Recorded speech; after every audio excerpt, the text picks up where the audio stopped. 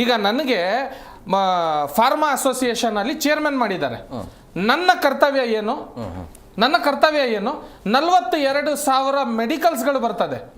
ಇದರಲ್ಲಿ 317 ಹೆಚ್ಚು ಕಮ್ಮಿ ಡಿ ಫಾರ್ಮಾ ಕಾಲೇಜ್ಗಳು ಬರ್ತಾರೆ. ಇವ್ರಿಗೆಲ್ಲ ನಾವು ಯಾವ ರೀತಿ ನಡ್ಕೊಂಡು ಹೋಗ್ಬೇಕು?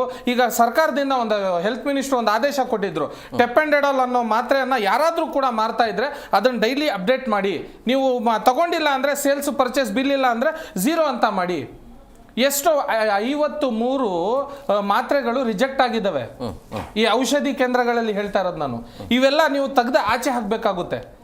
ಇವೆಲ್ಲ ಫುಡ್ ಸೇಫ್ಟಿ ಅಥಾರಿಟಿಲಿ ಬರಲ್ವಾ? ಇದು ಒಂದು ನೋಡಬೇಕಾದ್ರೆ ನಾವು ಒಂದು ಗಮನದಲ್ಲಿ, ನಾವು ಊಟ ಮಾಡಿದ್ಮೇಲೆ ಮಾತ್ರ ತಿನ್ನಲ್ವಾ ನಾವು?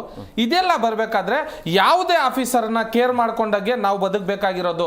ಯಾವನಿಗೂ ಕೇರ್ ಮಾಡದೆ ನಾವು ರಾಜ್ಯ ಸರ್ಕಾರದ ಆದೇಶದ ಮೇರೆಗೆ ಪಡ್ಕೋಬೇಕಾಗಿ ಧೈರ್ಯವಾಗಿ ಮಾತಾಡಬೇಕು.